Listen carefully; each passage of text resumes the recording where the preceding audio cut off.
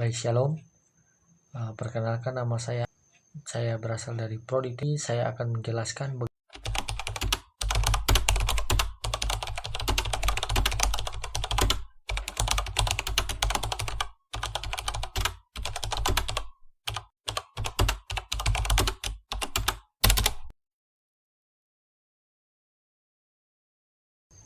Oke, baik. Jadi langsung saja kepada pembahasannya.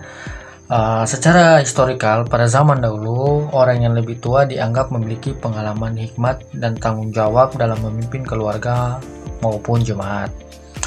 Karena itu, orang muda dulu diajar untuk menghormati dan mendengarkan mereka agar tercipta ketertiban dan damai dalam komunitas. Orang tua juga dianggap memiliki pengalaman hidup dan juga hikmat. Dalam konteks budaya Yahudi dan Timur Tengah pada zaman itu, menghormati orang yang lebih tua adalah bagian penting dari kehidupan masyarakat.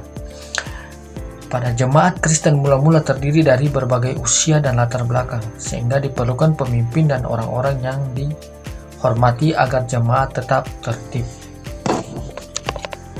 Jadi, mengapa Allah mengasihi orang yang rendah hati?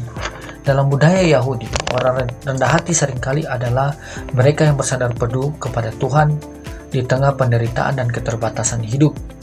Dan mereka adalah orang yang percaya bahwa hanya Allah sumber pertolongan dan keselamatan. Oleh sebab itu, Allah menunjukkan belas kasihannya kepada mereka. Kerendahan hati dianggap sebagai tanda takut akan Tuhan, sedangkan kesombongan dipandang sebagai pemberontakan terhadap Allah. Selain itu, Allah mengasihani orang yang rendah hati karena kerendahan hati mencerminkan karakter yang dikehendaki oleh Tuhan. Yesus Kristus sendiri hidup dalam kerendahan hati dengan melayani orang lain dan taat kepada Bapa. Orang yang rendah hati lebih mudah menerima nasihat dan juga bertobat dan dibentuk oleh Tuhan. Hatinya tidak tertutup oleh kesombongan sehingga anugerah Allah dapat bekerja di dalam dirinya. Nah, lalu bagaimana dengan metode teologis? Nah, kita bisa mencari beberapa nats Alkitab yang memiliki atau menggunakan kata congkak. Congkak yang artinya angku, kesombongan, itu adalah suatu kesatuan di mana mereka berbeda tetapi memiliki satu kesatuan. Di dalam ayat-ayat tersebut, beberapa pokok pembahasan yaitu seperti bagaimana sikap congkak, akibat dari sikap congkak, dan juga bagaimana sifat-sifat congkak yang tidak disenangi oleh Tuhan Yesus. Selanjutnya kita akan mencari beberapa nats kata kunci yaitu rendah hati. Nah, dari beberapa nats yang memiliki kata kunci